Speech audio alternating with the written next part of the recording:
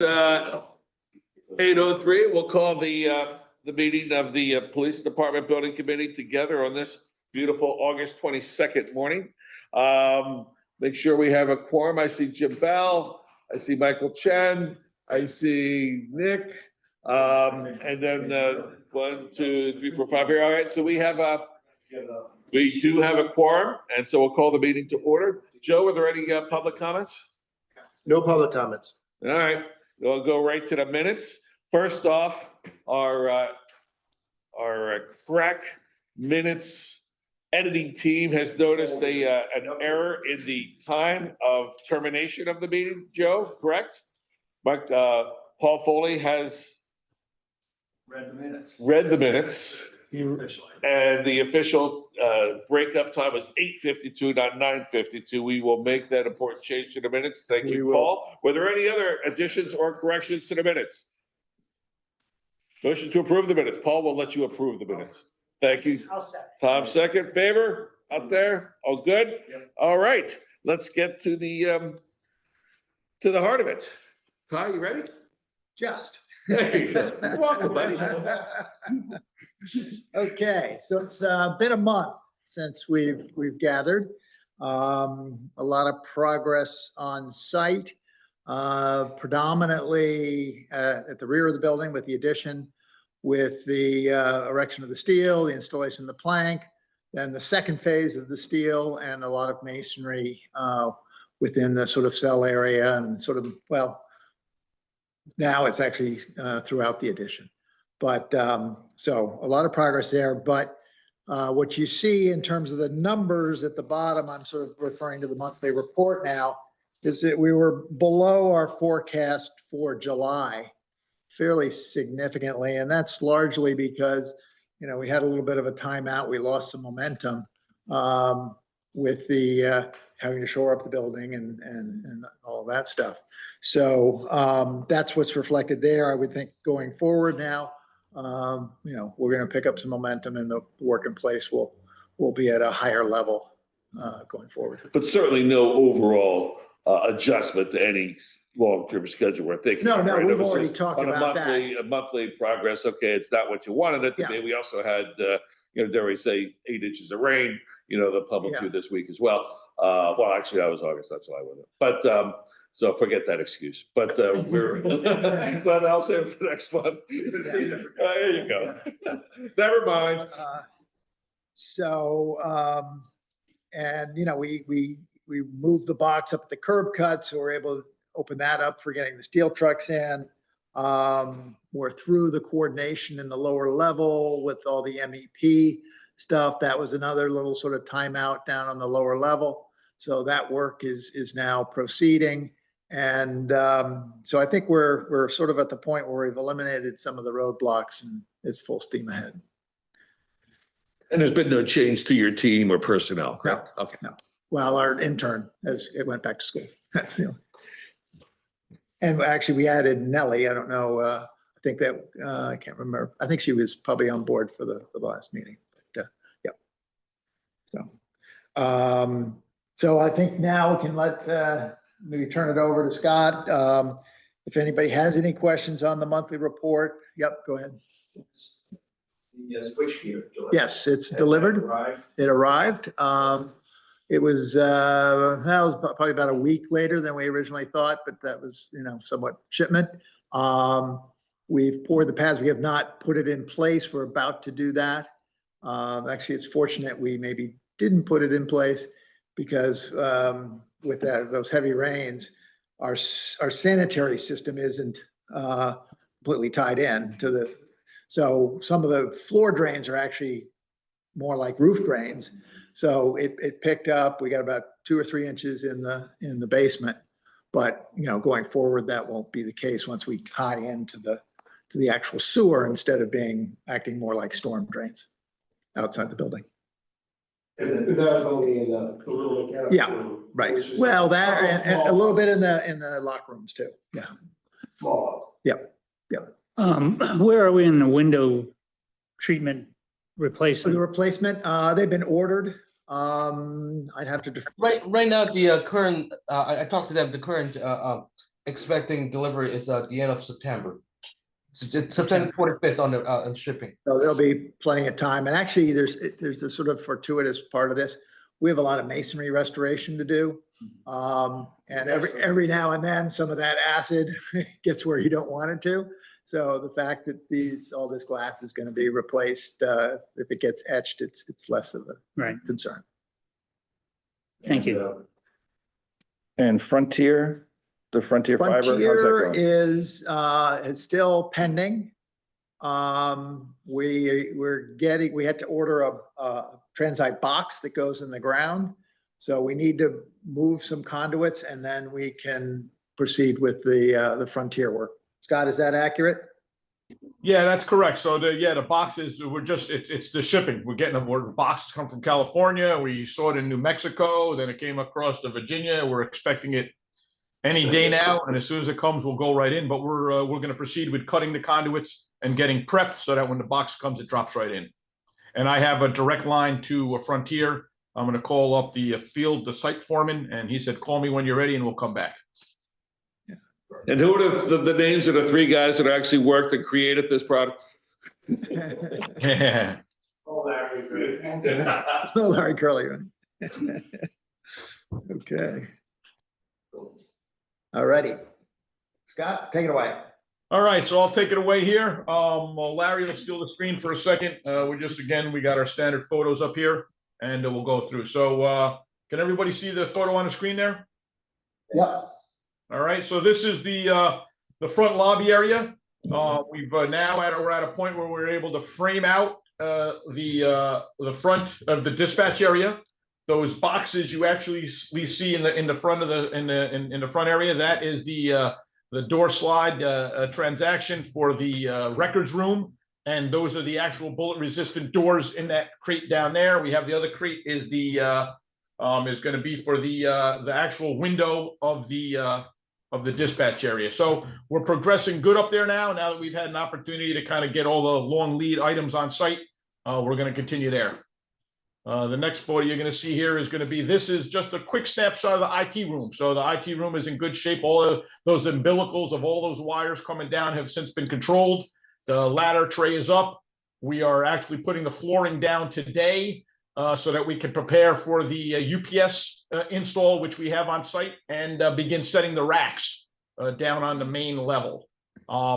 The upper level I kind of left as is. It's kind of in the same state it was. There's some millwork that went in, a couple little millwork countertops, but nothing really big up there. Our main focus right now is this main level here, and then as we get to the next photos, is the lower level. So what you're looking at here is a picture from the corridor looking back to the north towards the boiler room. That's the boiler room you see there. The two pads on the floor are for the boilers right there. On the bottom of the screen, you're going to see the infill of concrete where we infilled for the new footings, where we had to reconfigure the door to the boiler room, as well as repair some of the challenged penetrations that were above. You can see where the old penetrations were, where some of the dilapidated area is getting repaired. So that's the lower level boiler room, and the next photo is going to be of the corridor just outside the fitness room on the right there. You see in the new concrete slab, that's where we had to bury all of the electrical conduits. The photo on the top of the monthly report shows that as dirt. We've since put all the conduits underground, about 12 of them, to get across where we couldn't cross overhead because of the structural challenges. We were forced to go underground. So that was a big win right there, getting that area buttoned up. Again, rolling in, this is the locker room. So this is the men's locker room. It's a little challenging to see through all the studs, but in the background, we have all of the studs up for the showers. In the foreground, we have all the stud framing up for the locker room proper. You can see a little bit of that mud on the floor from the rain that came in. So we're just in the process of sweeping that out and prepping. The next one is the women's locker room. So you see on the right, all the toilets are in. The toilet carriers are in for the women's locker room. That's the locker room area in the back right there where Larry's pointing proper. And then we got a couple of shower areas right there. that are ready to come in. You can see ductwork has progressed well overhead. And we've just got some little bit of steel reinforcing that we've got to put to eliminate those 2 posts that are there as the steel has arrived, and we're now preparing to do it. You can even see the block work on the left-hand side next to our famous column that we raised and our new pier, which gets it out of the way for the lobby area, the entrance to the women's locker room. Scrolling on, this is a view looking to the southwest of those are the jail cells in the background.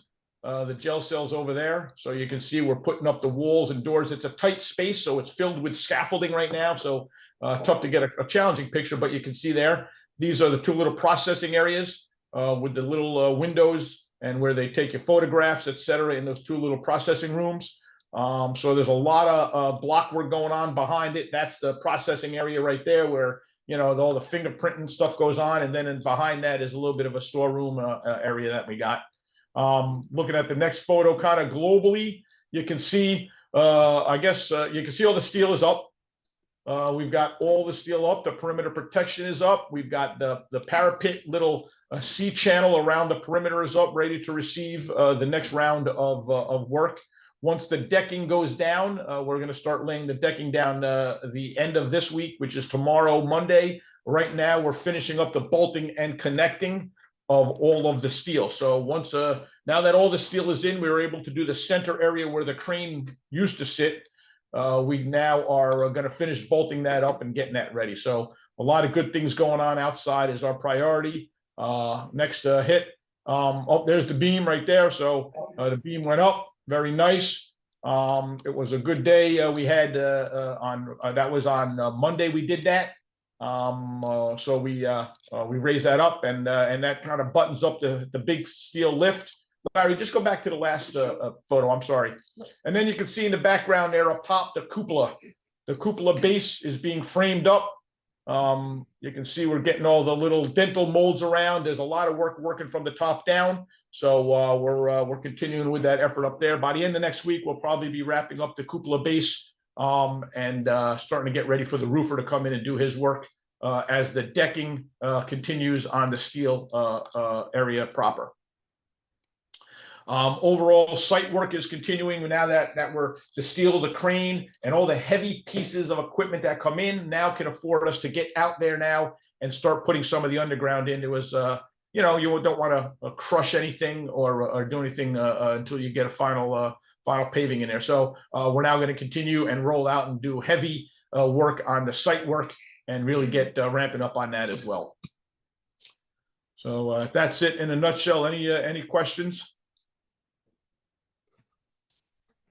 And the water, all the rain didn't set you back at all? There was no. No, we're pretty good. We fared fairly well. We kind of have some pretty good drainage here. You can see all the stone that we have on the ground all around. We have the leader drains there. You can see the temporary drains that we get them away from the building. So that worked out well. Again, like Ty said, just because we don't have a complete closed system yet. Some of the pipes are open-ended just because of how we're building. There was a little bit of water did back up into those pipes. And you know, it's just a little bit of silt that's in there. So we're gonna sweep that out, and we should be in good shape. The planks are on, the concrete planks are on. I don't think we knew that in our last meeting, or maybe we just finished that up. So the planks are on and they're grouted. That's the bottom of the plank from the underside. So all the planks are on. That creates the main level of the new structure. So so we got a lot of great progress, and we're in good shape. Neighbors didn't, any input from the neighbors in the last month? Yes. No input from the neighbors. Everything is good. Again, our continued conversations with the EMS, it's just, hey, how you doing? We're not ready to go over there yet, but we'll keep you in the loop. So we're good there. And other than that, no, we're good. The only next neighbor interaction is going to be with us as we prepare to relocate the shed to its new resting place in the next couple days here. Scott, just quickly on the front of the building where you put the waterproofing, any evidence of any water coming through the wall? No, you know what? I walked over there with fingers crossed and a little bit of a, my heart pounding every time I heard the thunder outside my house. But no, the only we Yeah. had just again a little bit of water in the basement boiler room area, and we know that because we have a couple penetrations that we're in the process of sealing up. You got water, you got the pipe seal, the link seals in there, but we just got to finish it seal, up. yeah. So we did. We got open-ended pipes that come through. It's what it is, and you put duct tape on it, but that's only so good until the rain really starts pounding on you. So I'm going to say it. That's the first thing I said to Joe when I spoke to him after the event, and he called me, and I said, "We're good. We're good." So that was, and once we finish grading that out, it'll be even better. Nice, great. All right, thank Any you. other questions? Before we move on to the log? All right, Appreciate it. We'll run through the yellow items. Some of these are just, lateral moves, but we'll take it from the top. Number 29. That's one that just went from approximate to pending. The original estimate was 10,000, so you can see that came down significantly from the original guesstimate. The next number 34, that's a hold amount. The original estimate is 4. I think you'll see this in the hold report once we get there. It was just some additional teledata conduits that were requested by the owner. Going down to number 46. Again, this is just a lateral move from approximate to pending. Started out at 7,500. It's now 4,283. And that was just an ASI, some partition revisions. Number 49. This is the revisions to the flooring in the lower level. We've talked about this before. This was an ASI. Originally, this was combined with some trim around the windows. It was decided to sort of split these two up. So that's why at one point it was valued at 21,000, but you'll see later on we have a separate item for the trim, and that's I think around a 19,000. So this piece of it, this is the lower level flooring where I think we went from carpet to vinyl, 2979. The next one, $2,000. This is just the, I think the 6616 on the right was where we actually abated the lead paint on the ceiling. This is just a small amount for now sealing the remaining plaster. The plaster is fairly old, and it's, if you hit it, it kind of dusts off. So we put a sealer on that. It's going to be above your finished ceiling, but if somebody goes up there, you don't want all that sort of sandy stuff kind of coming down on you. The next one, this is we've talked about this before. This is changing out some of the light bollards in the front of the building, and from the one that was original pick to matching the light poles for the same manufacturer. The next page. So on that one, I think we're gonna have Brian Brian explain that one Yeah. in a little bit. So this is some wood trim, number 69 at the vestibule, which was sort of marked up on some of the shop drawings. Sort of have that more in keeping with the rest of the wood that's in the lobby area. For the 7376, and that just moved from approximate to pending. And then we have I think a slew of new items, since this is really, from a month's duration. The first one, 73, this has to do with the relocation of the transformer pad. Originally, we thought we were going to put the new transformer on the existing pad, and then Eversource came out and said, no, we're not going that route. So we're going to put another pad next to the existing transformer, which means we have to run new primary conduits to that pad. These are those conduits that we now have to run to the new pad. Do you have, did you care that they moved it other than, the incremental expense here from your engineering perspective? It's a little more complicated process for us, for sure. There are more steps. But the bottom line is they got to show up with a transformer when we need it. And then there's a process of actually energizing the building that involves them and the town. But And there is some value in that. I mean, it is the police building, so the fact that we were going to pull through the old conduits, now we have brand new conduits going over to the pole, two of them, the one is there, One's one's spare. basically a spare, so. It's always good to get pathways. Exactly. Public safety buildings first. Yep.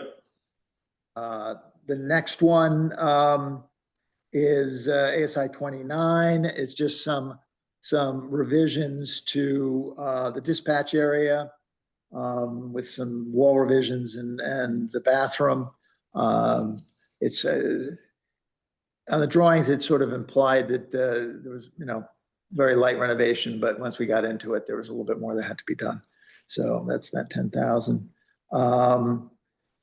The next one, 75, is just coordinating some floor boxes. We had a hold for that, so you'll see that on the holds report. So there's no dollars here on the PCO. Same thing for the next one that's being picked up by a hold. This was just, actually this is contingency. This was a fixture that was identified on the drawings, but there was no actual definition of what that fixture was. So it wasn't included in the pricing from our sub, but obviously if it's on the drawings, it's our responsibility. So that's what contingency is for.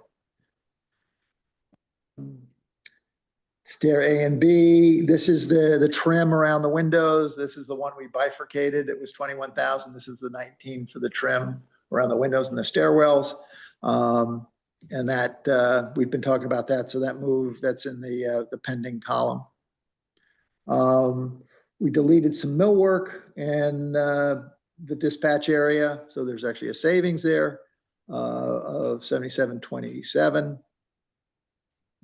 Original estimate for that was of 4, so we did a little better on the pricing on that.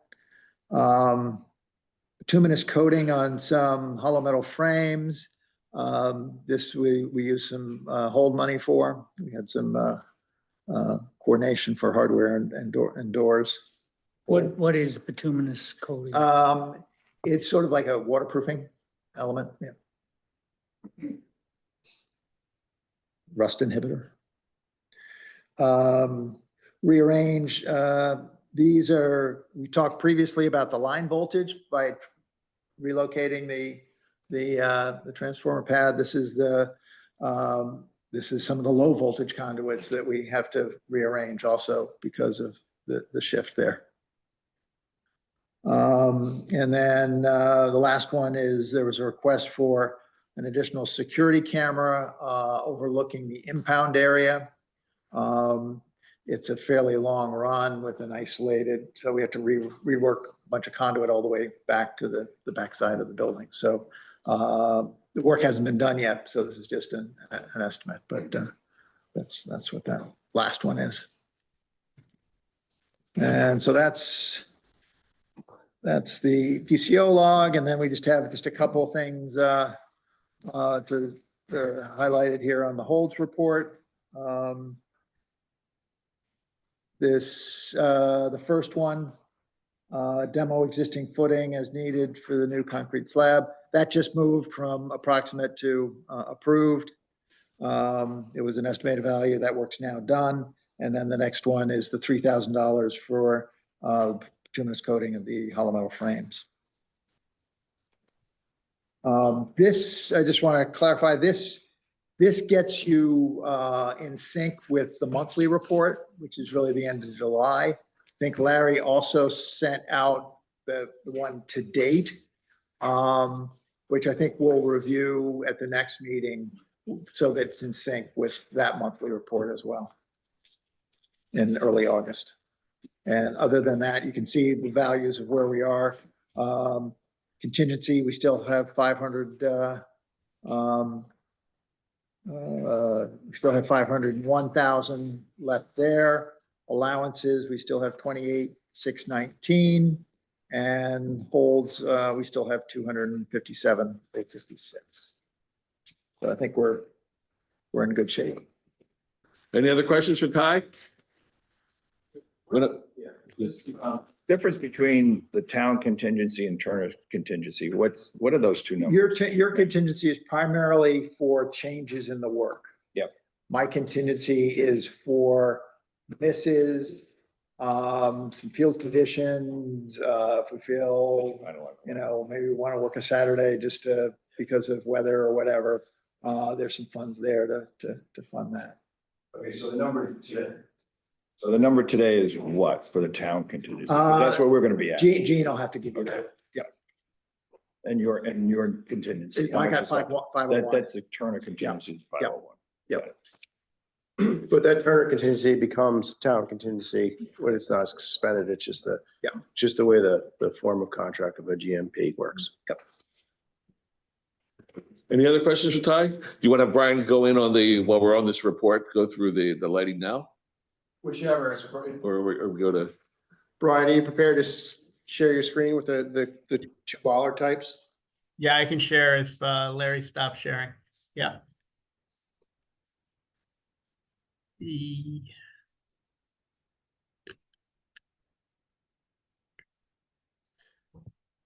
So just why he's bringing this up, just to be consistent with the approval process, this is something that is an architectural feature. So I'll let Brian present this. The Department of Public Works doesn't really have an opinion on the bollards. We do have an opinion that, well, the fact, just wanted to inform you that we don't have a standard bollard, but this matches the standard light pole. And they're not directly, they're not very close to each other. So we'll let Brian go from there. Yeah, this is a discretionary item that I started weighing in on through the submittal process back in December. I just am showing you the front of the building because the front of the building where the public parking is arranged has also a sidewalk that runs parallel to South Avenue, and that sidewalk is up against the building. The big round circles are trees, but within those trees, we have some pole lights. And the electrical drawing shows you the X1 fixtures. X1 is all the high poles with light fixtures on the poles. The X2 fixtures along the sidewalk, we have 12 lit bollards along the sidewalk. And the town does have a standard for light poles. The town does not have a standard for light bollards. And we were given the information for the town standard for the light poles, and it's this standard that you have in New Canaan. You see these throughout the downtown business district. We're just matching that downtown look with the similar poles, and these are the ones out near the parking lot. You see the base on these poles on the X1 fixture. This is a decorative base for this decorative fixture. So we, in this review process, back in December of 2023, the X2 fixture, the bollard, was submitted as this round fixture at the bottom of the screen. And back in December, I instructed the contractor that I was rejecting this X2 fixture, and I asked for a resubmittal on this fixture to have the bollard base match the town standard light pole base. So that was in December of 2023 that I rejected this type of bollard along the sidewalk. In February of 2024, they resubmitted that X2 fixture, and you can see the X2 fixture now has a similar base and a similar look to this town standard light pole. So this all happens in front of the building, between the building and South Avenue. This is a discretionary ask because, as Joe said, the town does not currently have a town standard for bollards. I think we're now establishing what could be a town standard for bollards. Because if you are gonna have a town standard for the light pole, I think it makes aesthetic sense architecturally to have your bollards match your light poles. So it's something that I did, it's something that I've requested, and it's now from February, the pricing has been now submitted to make the change from a round, non-distinct bollard to one that now integrates the look with the front light poles. Right, so everyone understands, right, we had the round, call it generic corporate looking light fixture, and now we would like to upgrade to a more architecturally consistent version. It's going to cost us 12.5 roughly, right? I think it's 14 now. 14. 14 inflation. That's- Yeah. And There are a total of 12 of these along this front sidewalk, so I'll go yeah, back. and it's just enough money that it should go to the, you know, the building committee, right? This is a nice to have, not a need to have. On the other hand, it would look, you know, fairly consistent for a project that we've spent significant money to have, to maintain that 100-year-old look to the building. This community could have done a lot of things if they didn't want to preserve the beauty of that 100-year-old building. And this would be, yeah, a nice detail to add, but you know, the town bodies didn't feel it was just appropriate to approve something that was over 10 grand for something like this, which is. So is that 14,000 each bollard or all? No, 12? that's for all 12. It's a total change for all 12. But I would mention that you did mention that this would almost become the town standard. It's an $1,800 light bollard, so it's an $800 credit for the one that we bought base contract. So it's really an $1,800 light bollard. So they're fairly expensive. So I don't know that they would necessarily become the town standard. I don't know that it matters because we don't put in bollards that often, and usually they're part of, they read more as part of a building in my eyes than part of the street. So that's my 2 cents. Yep. I have a quick question. So the light bollards, these are ones lining the sidewalk out by the street, not up against the building. This is the sidewalk Up against at the building. entrance. This is up against the building. They're up against the building. Okay, so they're just lighting the building base or whatever? They're And they're not, they're not really putting light on the building, they're putting light on the sidewalk. on the sidewalk that runs along the front of the building? Correct. Okay, between the driveway and the building, presumably the parking Correct. lot and the building? Okay, Correct. was there a sidewalk there now? Okay. There- Not as extensive as the And the- sidewalk. and you'll the- have.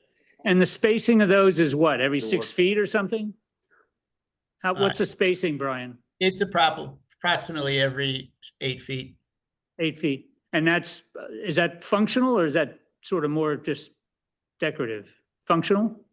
It's very functional. It does bring light onto the sidewalk, but also it's functional that these bollards do give a sense of protection for anybody that wants to do harm to the building. You do want to have some standoff distance between the sidewalk and the building. And these bollards do have a sense of protection for the front of the building. Oh, that's a sense of protection, but they're not somehow strengthened bollards that are going to stop No. anything, right? That's why I Right, said okay. sense of protection. If somebody wants to do harm, they'll think twice about running through the bollards, but they're not an anti-tank bollard by any sense. They're lighting. Who sets the standard for the town? Could you repeat that question? Who sets the standard for the town? Who sets the standard for the town? Yeah, I mean, the standard for the town has been around for the last, what those light poles have been putting in for the last 2000. So there was a project in 2000 that kind of started the standard with Elm Street, and then we've continued with it throughout the sidewalks. Typically, yeah, we present to them and P and Z says yes. Sorry. Typically, we present to P and Z would then say yes to the standard. And to Joe's point, this started, the light poles themselves started on a project on Elm Street. And then they expanded to Maine, Locust, other areas, and now we're actually utilizing these light poles in Waveney. It was a separate light pole at Waveney, a different one, that had been installed, and we're changing all those over now that they're beyond their useful life to the standard that we have in downtown. So anywhere you go in town, they'd be the same light pole. And those light poles have a power outlet to them you could plug in? The light poles in the downtown area do, yeah. The ones in Ours- Waveney, we will not, only because there's no real need to have them there. Yours, we could certainly look at that. It would be helpful. Yeah. Just in case we're not plug in a camera or something like that. I think in the detail that Brian showed, it had the outlet, at the top. There's a GFI outlet at the top Yeah, and then a flag holder. And then, It's nice to have rather it's, than. it's optional. So Brian, can you just confirm that we have that option? I can. I don't have that answer. Right. I think we've put a lot of effort and energy trying to make the front of this building look as it would look 100 years ago, bringing it back to its original character. And in my opinion, the round, more commonplace bollard was not the aesthetic that would have been there then. It's not the aesthetic I was looking for in the front. So Isn't that what Well, we have at Town Hall, though, that bollard, X2? So at the town hall, there was it was a different type of preservation project. So in the back half of the building is supposed to look like an addition. We have very modern light bollards in the back of the town hall. Right. Exactly. Because you didn't try to match the brick, you didn't try to do any of that stuff. It was. Right, it was supposed to look specifically different. So, And from an upkeep and a maintenance perspective, I assume it doesn't matter. Let's see if we can advance this problem. I think, I support Brian's idea that we should try and keep with our 1928 building look. We put in new windows to match 1928. We've got the nice bollards on the street. Let's go ahead and do this since we seem to be okay on the contingency side. So I would move that we approve this change. Hey, can I ask a question? I'll second Is this, that. Second that motion. Go ahead, Amy. yeah, I have a question. Is this, Brian, is this, excess lighting? Because I mean, they wouldn't have had this level of lighting way back 100 years ago. And I get worried about, we throw out, lighting everywhere. I mean, I know these are low just in terms of kind of light pollution. I mean, how critical are these? And I agree, if we're going to do them, they should be in keeping with what we have. But, and Joe, back to like the townwide issue, I don't think we have one. And like at the schools, they might not necessarily want to put a bollard up that looks like this. So, I mean, I think it makes sense if we're going to do them to do it. But I just wonder, is this overkill in lighting? Well, Or Amy, is it- Amy, excuse me if I can interrupt here. It is not overkill in lighting. That Okay, I previously can there ask was the question. So it's fair for me to ask the question, so.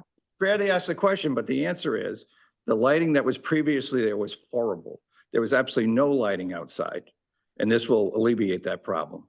You got to remember, our police commission is getting older every day.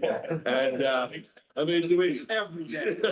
I mean, when his walker can't get over the curb, it's bad enough, but. You gotta see the curve. No, just in terms of the spacing, I just, I think it's fair to ask this question. I mean, There was a sidewalk on half of it before and it was not lighted and it was not lit. And I think this is a big improvement, Amy. Also, in the 1928 building, there was no parking space there because the entry was down a whole level. So this is, we're kind of putting this together to make it look almost authentic. Yeah, I personally. We're not trying to have noticed overlight. it. We're not trying to overlight this area, but we are trying to put light in the public spaces. It also helps the security and surveillance cameras if we have light there to improve the surveillance camera pickup in the front of the building. I mean, it's a very good point about light pollution. I mean, let's face it, lighting up trees and everything else is, can be overkill, but this is really, this is a safety for the sidewalk, frankly, to keep the front of the building lit. I personally endorse the upgraded aesthetic, frankly. I think And it. since we spent the a lot of location, time and effort to deliver a package that the community wanted to maintain that look, and this would be a nice, complete the package. given the location, I mean, it's also gonna be looking nice to have, especially at night, with the Right. lights in the front by the street and the lights by the building. I agree. Wanna make a vote? Second. All right. No, I think Jim made the, didn't he make? the Okay, motion? okay. So Jim Jim, Bell you made the motion, And I second it. Paul seconds. Right. All those in favor? Thank you. Thank you. Opposed? I didn't see anyone. Okay. We don't. You don't ask for it. I guess we. Or balance. Half the voice. Brian, is there, while you had the screen, Brian, was there anything else that you wanted to update us on before we get to G? Well, the last time I was down, we did have that walkthrough and we looked at accent colors. And the accent color on the upper level, there was some questions about the brown color that was utilized. We did through CAMA submit some alternative colors. Those were forwarded down to the town. And there was an alternative color that was selected. So we're now changing that brown to a more of a blue-gray, I would say, color. But that's been reviewed and that's in the process of being changed out. Thank you very much, Brian. I'll wait till Penny did a lot of work and had, opinions on it. She's out of the country. So when she gets back, No more. we'll have her agree. We'll have her agree with you. That was it. I think Penny's already, I think she's already seen it because Oh. we showed it after that, when we walked through after the last meeting we had, right? Did she not see the? sky? This is a different color than anywhere else in the building. Okay. And I think And Joey, it was to replace the dark brown, which Deanna and had some objections to as well. In fact, it was a little harsh. But we don't trust your opinion though. I know. On color choices, everything else we do. And so this was really an effort to take that little edginess off of that dark brown. and I think Joe has an update on the FF&E schedule. So if you need anything more from me, I can add that. But I think Joe has the latest for going out to bid for furniture. Yep, let me grab it so we Yeah. can continue with Ty and I'll give the update after. All right, anything else for Brian before we get to Gene? Gene, the screen is yours. All right.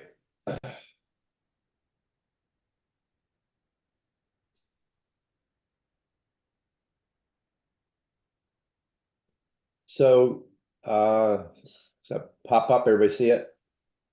Yes. So this is just the back end of our tracking spreadsheet for the soft cost. In keeping the $29 million total project cost, we currently have $1,015,717 in contingency, owner's contingency. This is on top of what the CM is carrying. So it's been fairly stable, I would say, bounced around a little bit, but as we're current up to PCO 82, which was reported by Turner this morning. Overall, I think, it's flattened out a little bit since the initial, just kind of dropping from the initial $1.9 million. So I think we're in fairly good shape. As far as managing surprises, it's coming down the road. Not much else to report from the budget side. Questions Sorry, for? so 1.9 town contingency is down to 1,015, is that right? Or is that what was used? I can't hear if you're talking to me. The 1.9 it was the town contingency, and then that's down to 1,015? The original GMP project cost had a $1.9 million soft cost contingency. And in the report, I shrink up, but the report shrinks you know, a lot of the cells are shrunk up, but every report, as information came in, we adjusted the contingencies to account for Turner's PCOs, and the PCOs are listed as they occur. Anything that's in red was a change from previous month. So I'm just reporting the last couple of months here. But So it's been, I think the answer to your question is yes. It went from 1.9 to 1.015 over time. Okay, so almost half. That's fine. Thank you. Is this is not Turner's contingency, right? This is our contingency. correct. This is the town's contingency to fund, you know, things Right. like we just talked about, unforeseen conditions that are not part of the GMP. You know, obviously some of the structural items that we discovered in the building. Yeah. You know, the fiber, the data, the power relocation, all the stuff. You can go through the list here and see everything. What is Abatement, you know. what does Turner have in their contingency left? 501, as we discussed. Okay. Yep. So the total contingency of $1.5 million, right, between the two groups? Correct. Correct. Just want to make sure. Okay. Thank you. Yeah. But Yeah, as so Joe from a Board mentioned, of Finance perspective, when we talk to the Board of Finance in September, of course, we'll update it by then, but from a total project, you know, looking at the people responsible for the funding in the community, we can look them in the eye and say we are in a good place right now. Yes, that having $1 million. Audio's breaking up. Sorry, I'm just saying at this stage, it's a good number to have. $1.5 million contingency at this stage of the construction is a good number right now. Very good. Okay. yeah, I think so.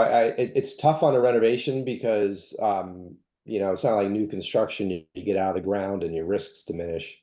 In our case, you know, it's been renovation all along for the most part, in addition. So I think, and I let Turner kind of confirm, you know, I think we've seen the worst of it. I think we're on the downhill slide. I don't expect a lot of surprises at this stage. We're you know, 4 months into completion, 5 months into completion.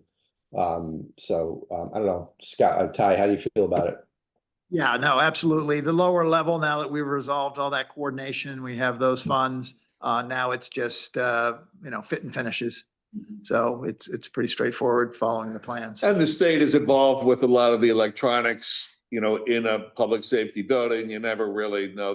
They could be a wild card. I think Brian and, you know, the people that work with the state, you know, can agree with that at times. So you have to, you know, you have to keep your fingers crossed there that they don't make last minute alterations, change codes, you know, in the middle of a project or what have you.